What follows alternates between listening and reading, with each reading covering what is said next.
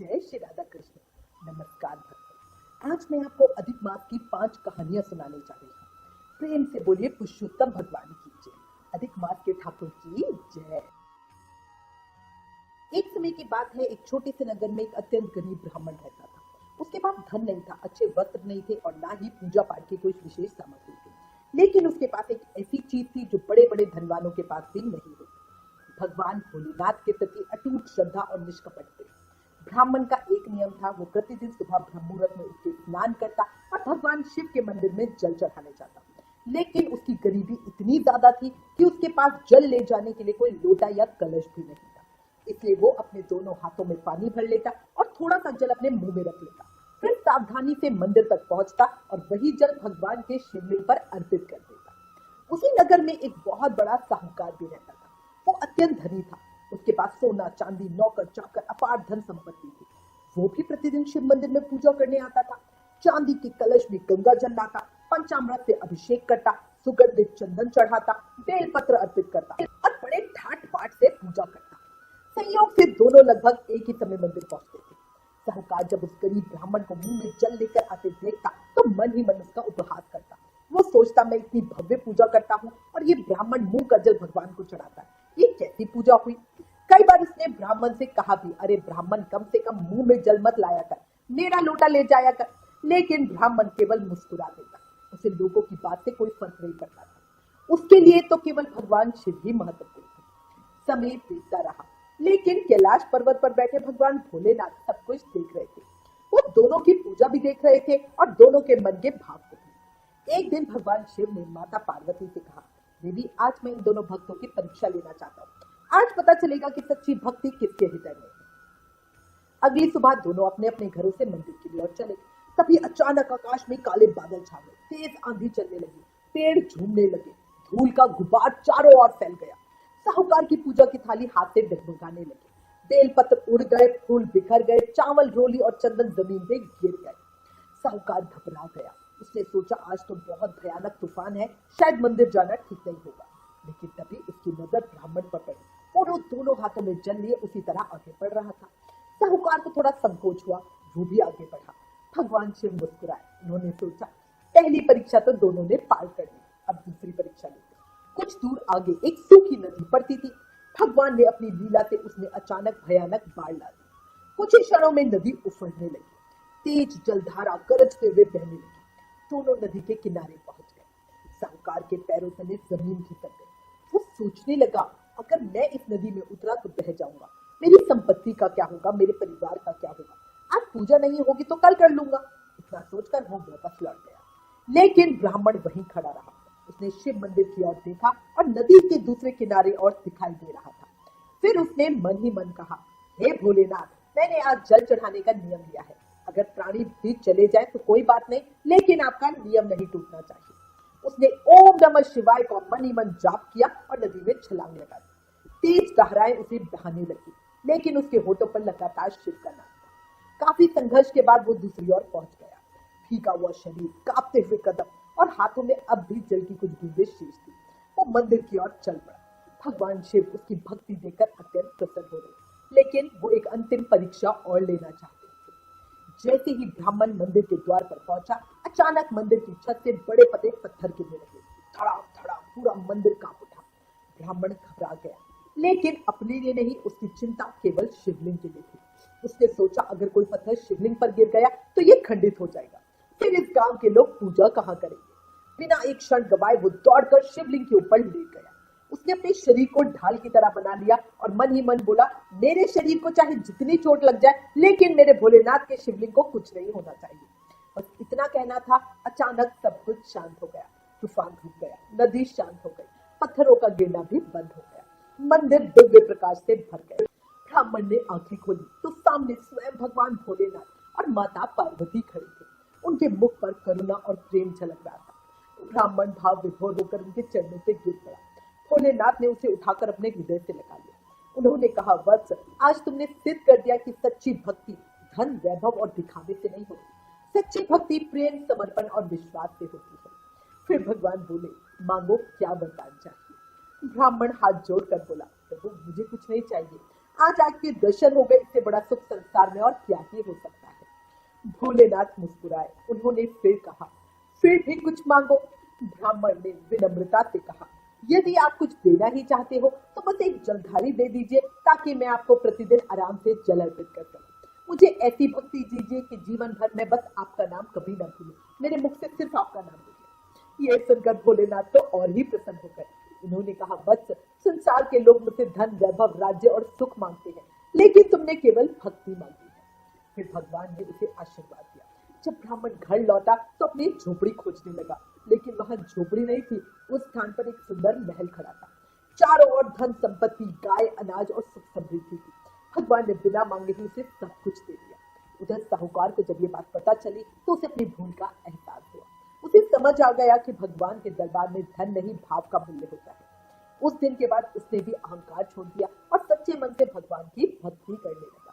कहते हैं, भगवान भोलेनाथ अपने भक्तों की परीक्षा अवश्य लेते हैं, लेकिन जब भक्त सच्चा निकलता है तो भोलेनाथ उसे अपनी कल्पना से भी अधिक दे देते हैं। तभी तो उन्हें भोलेनाथ कहा जाता है ना। प्रेम से बोलिए हर हर महादेव, भोलेनाथ की जय, शिव शंकर की जय। समय चक्र से बहुत पीछे चलिए। प्राचीन काल में अमृतलोक नामक एक नगर था। उस नगर में एक वृद्ध ब्राह्मणी रहती थी। वो अत्यंत धार्मिक और भगवान पुरुषोत्तम की बड़ी भक्त मानी जाती थी। जब भी अधिक मास आता वो पूरे नियम और श्रद्धा के साथ व्रत रखती, प्रतिदिन स्नान करती, भगवान का स्मरण करती और कथा पूजन करती।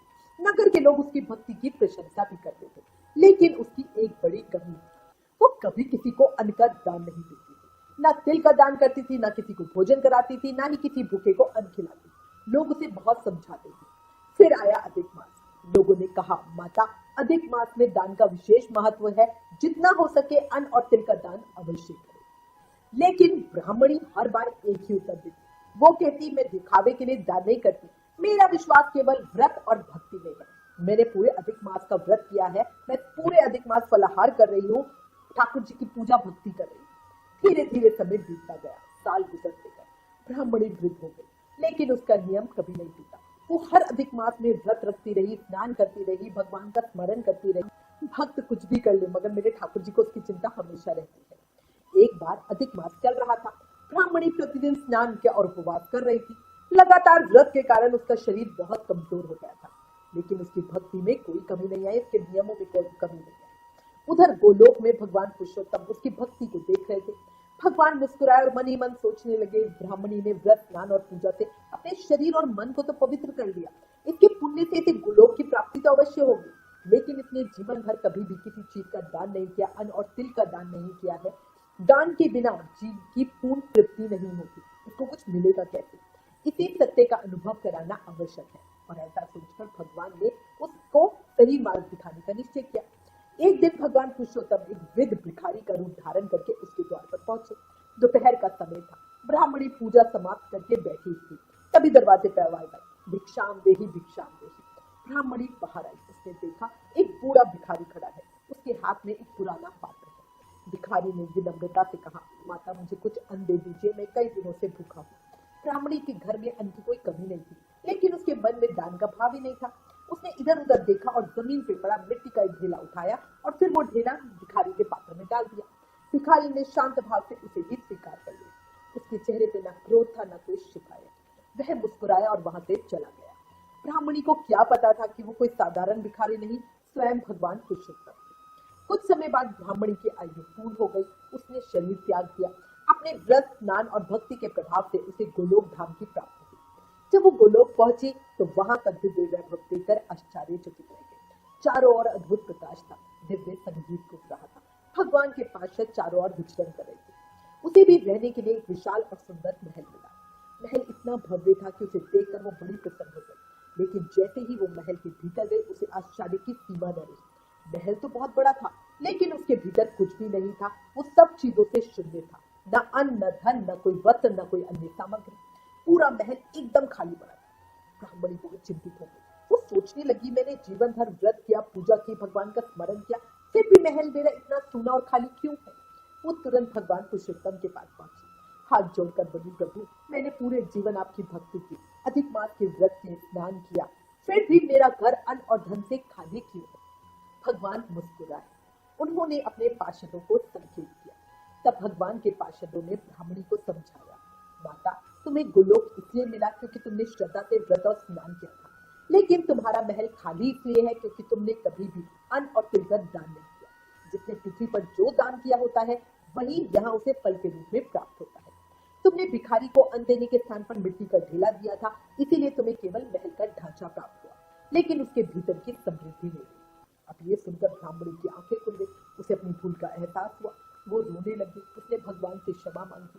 भगवान पुरुषोत्तम अत्यंत दयालु थे, उन्होंने उसे एक अवसर और दिया। भगवान की आज्ञा से उसने वह दान और अन्नदान के महत्व को स्वीकार किया। उसके पश्चात भगवान की कृपा से उसका स्वरूप और भी दिव्य हो गया। उसका महल अन्न, धन, रत्न, वस्त्र और समस्त सुख सुविधाओं से भर गया। अब वो पहले से कहीं अधिक प्रसन्न और संतुष्ट थी। तब भगवान पुरुषोत्तम ने कहा, वत्स, यज्ञ, जप और भक्ति जितना आवश्यक है उतना ही आवश्यक दान भी है। जो मनुष्य अधिक मास में श्रद्धा से अन्न दान, तिल दान, दीप दान और सेवा करता है, उसके जीवन से दरिद्रता दूर होती है और उसे इस लोक तथा परलोक दोनों में सुख प्राप्त होता है। ब्राह्मणी ने हाथ जोड़कर भगवान को प्रणाम किया। उस दिन उसे समझ में आ गया कि केवल अपने लिए पूजा करना पर्याप्त नहीं है। भगवान की सच्ची भक्ति तभी पूर्ण होती है जब उसमें दया, सेवा और दान का भाव जुड़ा हो।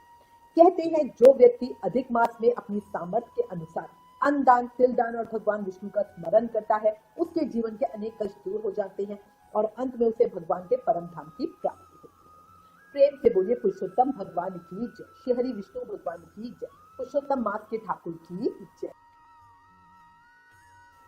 बहुत समय पहले की बात है, एक छोटे से गांव में एक बुजुर्ग बाबा रहते थे। उनके 2 बेटे थे, दोनों की शादी हो चुकी थी। घर में बड़ी बहू और छोटी बहू थी। बाबा बहुत धार्मिक स्वभाव के थे। उनका जीवन भगवान के भजन, पूजा और सत्संग में बीता। गांव के लोग भी उनका बहुत सम्मान करते थे। एक दिन पुरुषोत्तम मास यानी अधिक मास का शुभ महीना शुरू हुआ। बाबा के मन में विचार आया कि इस बार पूरे नियम और श्रद्धा के साथ पुरुषोत्तम मास का व्रत, स्नान और पूजा करेंगे। उन्होंने सबसे पहले अपनी बड़ी बहू को बुलाया और कहा, बहू, अधिक मास शुरू हो रहा है, मैं प्रतिदिन प्रातः स्नान करके भगवान पुरुषोत्तम की पूजा करना चाहता हूँ। अगर तुम मेरी थोड़ी सहायता कर दो और मेरे पुरुषोत्तम मास के इस नियम को निभाने में मेरी मदद कर दो तो बड़ी सुविधा हो जाएगी। बड़ी बहू ने बिना सोचे तुरंत ही जवाब दे दिया, पिताजी, मेरे पास इतना समय नहीं है, घर के बहुत काम है, आप छोटी बहू से कह दीजिए, वो कर देगी। बाबा कुछ नहीं बोले, वो चुपचाप छोटी बहू के पास पहुंचे। छोटी बहू बहुत सरल, विनम्र और सेवा भाव वाली थी। पापा ने उससे भी वही बात कही। छोटी बहू मुस्कुरा कर बोली, पिताजी, ये तो मेरा सौभाग्य है, अब आप बस बता दीजिए मुझे करना क्या है, क्योंकि मुझे अधिक मास के बारे में कुछ नहीं पता। बाबा बोले, बहू, मुझे ज्यादा कुछ नहीं चाहिए, पर रोज सुबह स्नान के लिए कुएं से पानी भर देना, मेरी धोती धोकर सुखा देना, दोपहर को थोड़ा भोजन बना देना।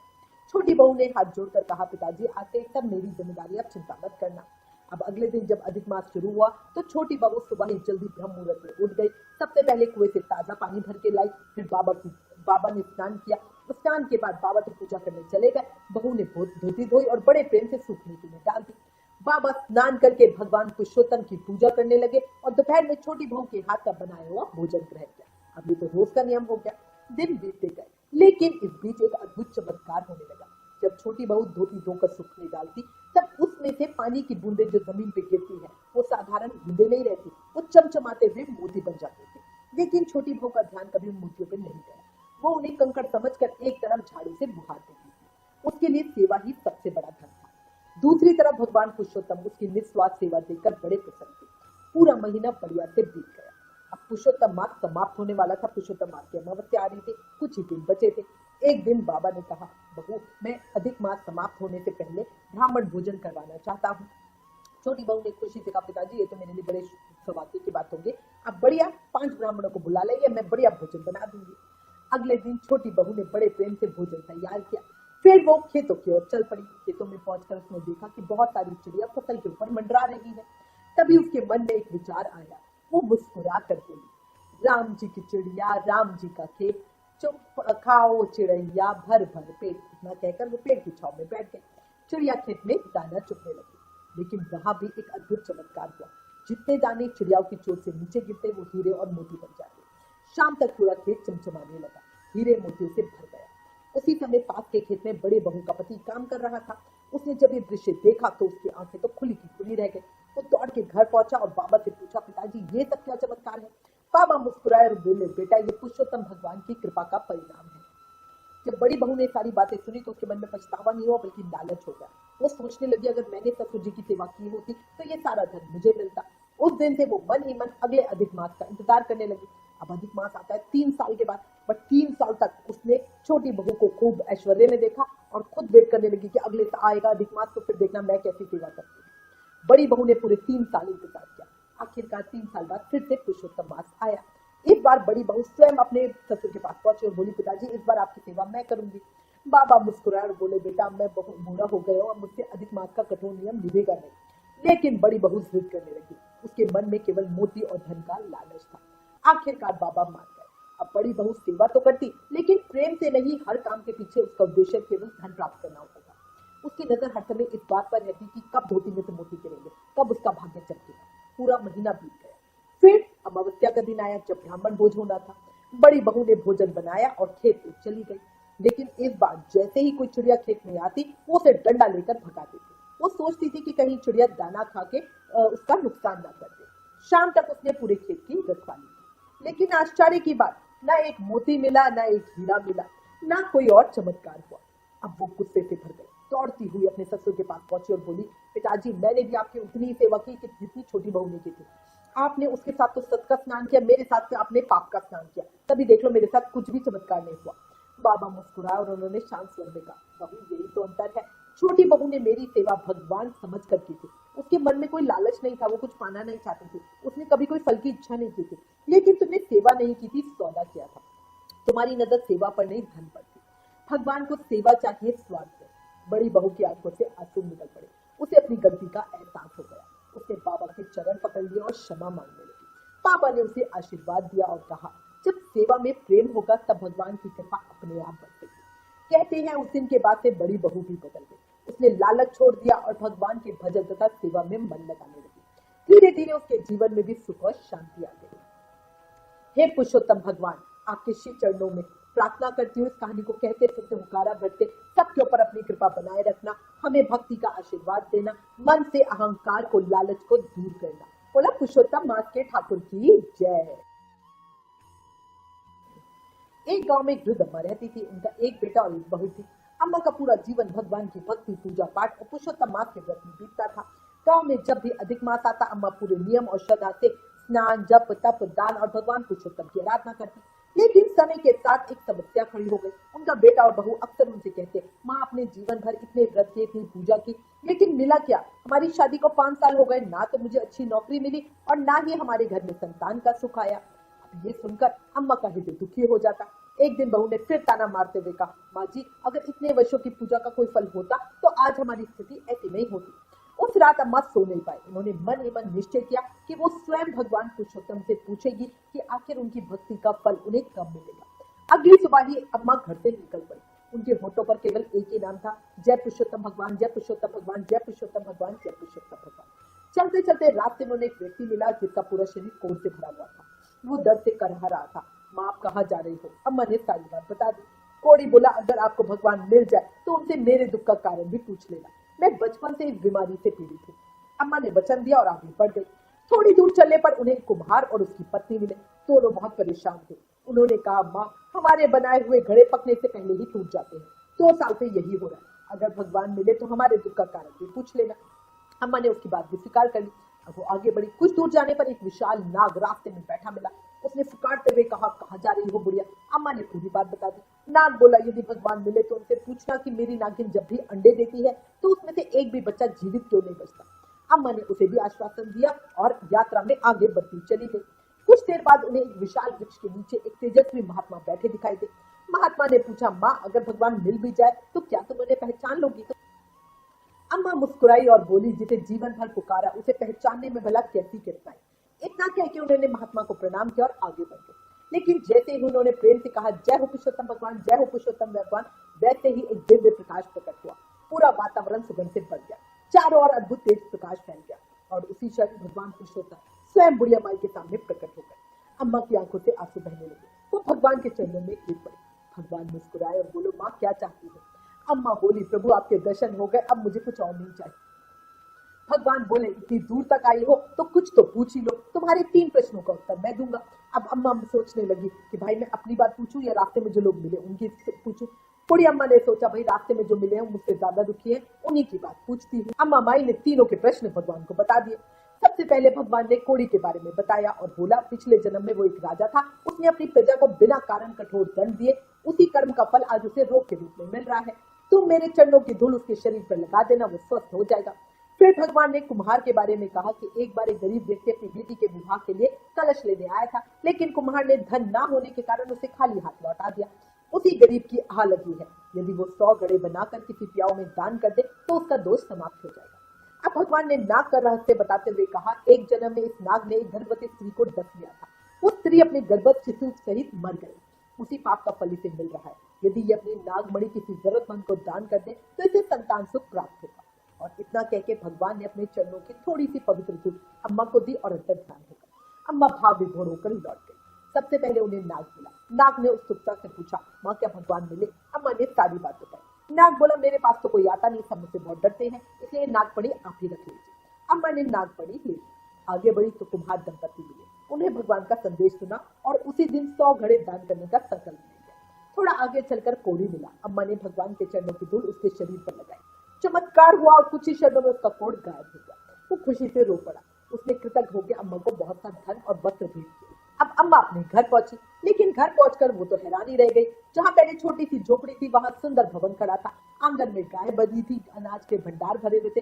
घर में सुख और समृद्धि का वातावरण था। उसका बेटा और बहू दौड़कर अम्मा के चरणों में गिर पाए। बेटा खुशी से बोला माँ आपके जाते ही मुझे नौकरी मिल गई। बहू ने शर्माते हुए कहा माँ जी भगवान की कृपा से मैं भी माँ बनने वाली हूँ। अब ये सुनते ही अम्मा की आंखों से खुशी के आंसू बह निकले। उन्होंने भगवान के चरणों की धूल दोनों के सर पर लगाई और कहा देखा भगवान की कृपा कभी व्यर्थ नहीं जाती।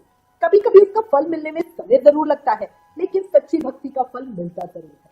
उसी दिन पूरे गांव में पुरुषोत्तम भगवान की जय जयकार होने लगी। लोगों को समझ आ गया कि भगवान के यहाँ देर हो सकती है लेकिन कभी अंधेर नहीं।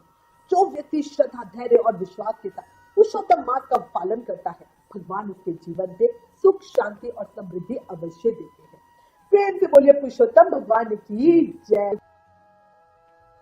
बहुत समय पहले की बात है, एक बड़े से गांव में एक धनवान साहूकार रहता था। उसके 4 पुत्र और 1 पुत्री थी। चारों पुत्रों का विवाह हो चुका था और घर में 4 बहुएं आ चुकी थी। साहूकार का परिवार धार्मिक था।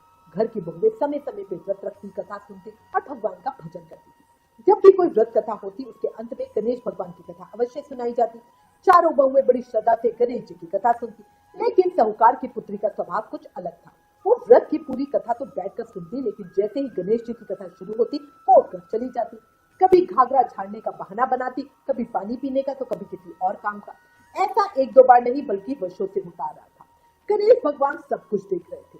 उन्होंने कई बार सोचा कि अभी ये छोटी है, समझ नहीं है, धीरे धीरे सीख जाएगी, लेकिन समय बीतता गया और उसकी आदत नहीं बनी। आखिर एक दिन गणेश जी ने उसे सबक सिखाने का निश्चय किया। एक रात साहूकार की बेटी अपने कमरे में सो रही थी। आधी रात का समय था। अचानक उसके कान के पास एक भवरा आकर मंत्राने लगा।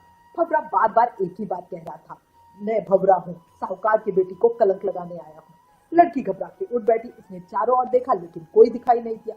कुछ देर बाद भवरा गायब हो गया, लेकिन भवरे की बात लड़की के मन में घर कर गई। वो हर समय उसी बात को सोचने लगी। पूरी रात वो सो नहीं पाई। वो सोचती रही मैंने ऐसा कौन सा पाप किया है, मुझे कलंक क्यों लगेगा, क्या होगा। अगली रात फिर वही हुआ, फिर तीसरी रात, चौथी रात। अब लड़की का चेहरा पीला पड़ने लगा। वो कमजोर होती जा रही थी। आंखों के नीचे काले घेरे पड़ रहे थे क्योंकि पूरी रात सो नहीं पाती थी। उसके मन का भय बढ़ता जा रहा था। एक दिन उसकी माँ ने पूछा बेटी क्या बात है, तू इतनी उदास और कमजोर क्यों हो गई है। तब लड़की रो पड़ी और उसने अपनी सारी बात माँ को बता दी। तब ये सुनकर पूरा परिवार चिंता में पड़ गया। सबसे बड़े भाई ने कहा आज रात मैं तेरे कमरे के बाहर पहरा दूंगा। रात हुई, वो कमरे के कोने में बैठ गए, लेकिन जैसे ही 12 बजे उसे गहरी नींद आ गई। भवरा आया, वही बात कह के चला गया। अगले दिन दूसरा भाई बैठा, वो भी रात को सो गया। फिर तीसरा भाई भी बैठा, बट रात को 12 बजे उसे भी नींद आ गई। अब आई चौथे भाई की बारी, जो सबसे छोटा था। वो भाई गणेश जी का परम भक्त था। कोई भी काम शुरू करने से पहले गणेश जी का नाम लेता और मनी मन उन्हें हर समय याद करता रहता। अब वो पहरा देने के लिए बैठा और सोचा आज तो मैं जाग कर ही रहूंगा। रात के 11 बजे तक तो सब ठीक रहा, लेकिन जैसे जैसे 12 बजने लगे उसे भी नींद आने लगी। तभी उसने उपाय सोचा। वो अच्छे से बैठ गया और भगवान का नाम जोर से जपने लगा। जय गणेश जी, जय गणेश जी, जय गणेश जी, जय गणेश देवा, जय गणेश देवा, जय गणेश देवा। नाम जपते जपते उसका मन जागृत हो गया। 12 बजे अचानक वही भवरा कमरे में आया और लड़की के कान के पास जाकर बोला मैं साहूकार की बेटी को कलंक लगाने आया हूँ। लेकिन इस बार छोटा भाई जाग रहा था। वो धीरे धीरे भंवरे के पीछे चल पड़ा। कभी भंवरा इधर उड़ता, कभी उधर। आखिरकार उसने एक छोटी डिब्बी उठाई और भंवरे को उसमें बंद कर दिया। फिर डिब्बे को तकिए के नीचे रखकर सो गया। सुबह होते ही उसने पूरे परिवार को बुला लिया और गर्व से बोला, माँ, मैंने उस भंवरे को पकड़ लिया है। सभी लोग इकट्ठा हो गए। साहूकार ने कहा, पहले पता तो करो कि ये कौन है। छोटे भाई ने डिब्बी के सामने हाथ जोड़कर कहा, मैं गणेश भगवान की सौगंध खाकर कहता हूँ, यदि तुम सच बताओगे तो मैं तुम्हें छोड़ दूंगा। डिब्बी के अंदर बैठे गणेश जी मुस्कुरा दिए। उन्होंने सोचा, मेरा ही भक्त मेरी ही सौगंध खा रहा है और मुझे ही बंद करके बैठा है। अब गणेश जी को अपना वास्तविक स्वरूप प्रकट करना पड़ा। अचानक डिब्बी से दिव्य प्रकाश निकलने लगा। पूरा कमरा जगमगा उठा। भंवरे का रूप समाप्त हो गया और वहां स्वयं गणेश भगवान प्रकट हो गए। हाथ में मोदक, मस्तक पर चंद्रमा, विशाल स्वरूप और दिव्य आभा। पूरा परिवार आश्चर्यचकित हो गया। सब उनके चरणों में गिर पड़े। साहूकार बोला, प्रभु, आपने भंवरे का रूप क्यों धारण किया और मेरी बेटी को डराने की आवश्यकता क्यों पड़ी? गणेश जी ने गंभीर स्वर में कहा, मैं तुम्हारी बेटी से नाराज था। सभी चौंके। गणेश जी बोले, जब भी व्रत की कथा होती थी, ये मेरी कथा शुरू होते ही उठकर चली जाती थी। इसने कभी श्रद्धा से मेरी कथा नहीं सुनी। मैं इसे दंड देना चाहता था, केवल इसका ध्यान अपनी भूल की ओर दिलाना चाहता था। अब साहूकार की बेटी रोने लगी। वो गणेश जी के चरणों में गिर पड़ी। प्रभु, मुझे क्षमा कर दो, मैंने अज्ञानता में ये गलती की। गणेश जी का हृदय पिघल गया। उन्होंने उसे उठाकर कहा, बेटी, जो अपनी गलती स्वीकार कर लेता है उसे मैं अवश्य क्षमा करता हूँ। फिर उन्होंने पूरे परिवार को आशीर्वाद देते हुए कहा, आज के बाद जो भी श्रद्धा और विश्वास से मेरी कथा सुनेगा, मैं उसके जीवन के सभी संकट दूर करूंगा। उसके बाद उनके घर में सुख, शांति और समृद्धि का वास होगा। इतना कहकर गणेश जी ने साहूकार के घर को आशीर्वाद दिया। कहते हैं उस दिन के बाद उस परिवार में कभी किसी प्रकार की कमी नहीं रही। साहूकार की बेटी भी हर व्रत और कथा में सबसे पहले गणेश जी का स्मरण करती। हे गणेश भगवान, जैसे लड़की को सबक सिखाया ऐसे किसी को मत सिखाना। सबकी भूल चूक को क्षमा करना। अपनी कृपा और आशीर्वाद सबके ऊपर बनाए रखना। बोला गणेश जी भगवान की जय। माता पार्वती की जय। भोलेनाथ की जय। पुरुषोत्तम भगवान की जय।